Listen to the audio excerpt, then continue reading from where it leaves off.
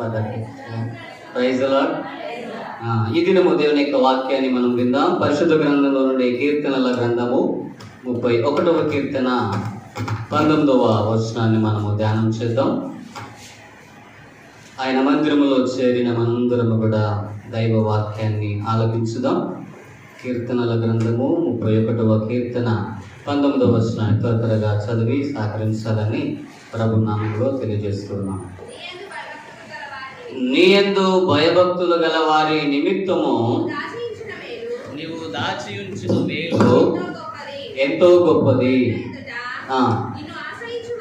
నరుల ఎదుట నిన్ను ఆశ్రయించు వారి నిమిత్తము నీవు సిద్ధపరిచిన మేలు ఎంతో గొప్పది.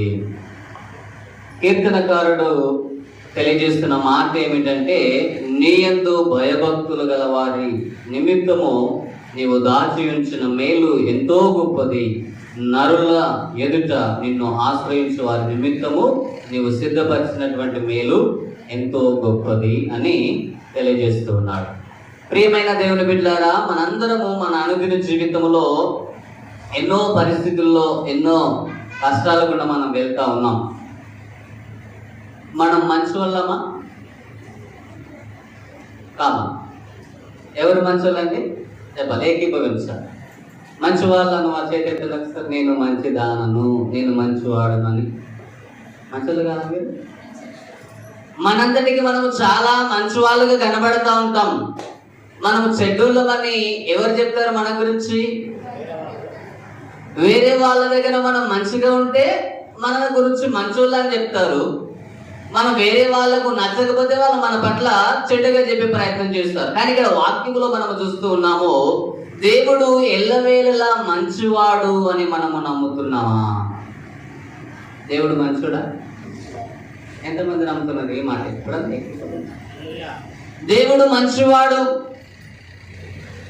మనందరము మంచి వాళ్ళము కాకపోయినా దేవుడు ఎల్లప్పుడూ మంచివాడు అని ఆయన వాక్యము తెలియపరుస్తూ ఉంది. కీర్తనకారుడు అంటున్న మాట ఏంటంటే, ఎవరైతే నీ యందు భయభక్తులు కలిగిన వారిగా ఉంటారో, ఎవరైతే నీ యందు మంచి ఆసక్తి కలిగి భయభక్తులు కలిగిన జీవితాన్ని జీవిస్తారో వారి నిమిత్తము దేవుడు ఏమి ఉంచాడంట? వారి నిమిత్తము నీవు దాచి ఉంచినటువంటి మేలు. ఈరోజు రేపటి దినము ఏమి సంభవిస్తుందో మనకు తెలియదు. నా వైపు చూడాలి మీరంతా. ఈరోజు ఏం జరుగుతుందో తెలుసా అండి? తెలుసా తెలియదా?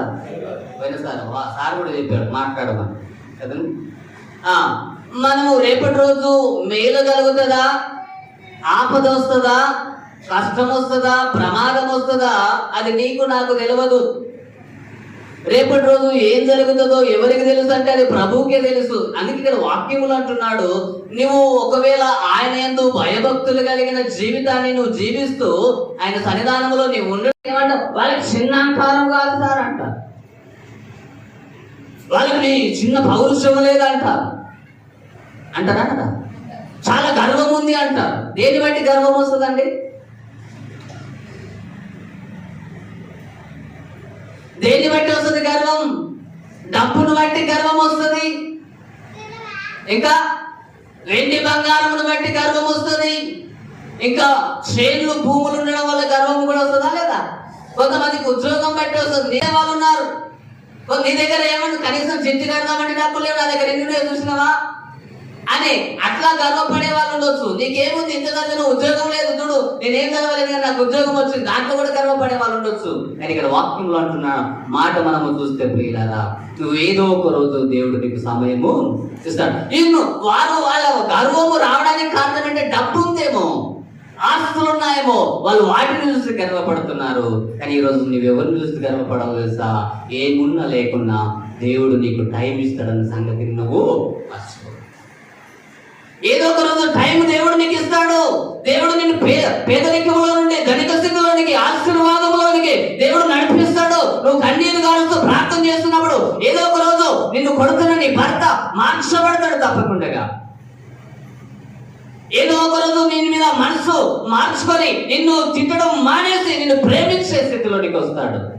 మరి నీ జీవితాన్ని ప్రభు సన్నిధానంలో ఉంచితే ఆ వాక్యం అంటుంది, ఆయన ఎందు భయభక్తులు కలిగిన జీవితాన్ని జీవిస్తే నీ కొరకు దాచి ఉంచినటువంటి మేలును దేవుడు తప్పకుండా అనుగ్రహిస్తున్నట్టు. అంటే ఈ మాటను మనం చూస్తూ ఉన్నాం. ప్రియమైన దేవుడు బిడ్డలారా, అవి సమాధానకరమైనవి ఉద్దేశములే గాని హానికరమైనవి కావు కదా. ఈరోజు మన జీవితంలో దేవుడు మనకు హాని చేయడానికి ఇష్టపడడు. ఏం చేయడానికి ఇష్టపడతాడు? సమాధానము. మనం సమాధానముగా ఉండాలి. సమాధానం లేని స్థితిలో ఉన్నామేమో, మనం ప్రభు మీద ఆధారపడితే ప్రభువే మనకు సమాధానము ఇస్తాడు. కాబట్టి ఇక్కడ మనందరి గురించి మనం ఆలోచన చేయాల్సిన మాట అంటే ఏంటంటే, దేవుడు ఆయన ప్రణాళికల్లో మంచివాడు. చెప్పండి,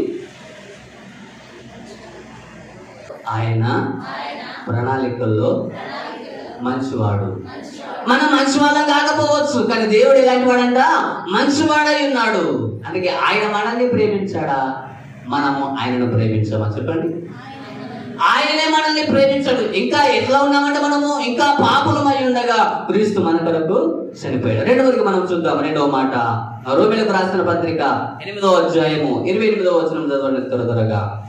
రోమిలకు రాసిన పత్రిక 8వ అధ్యాయము 28వ వచనం చదవండి. రోమా 8:28.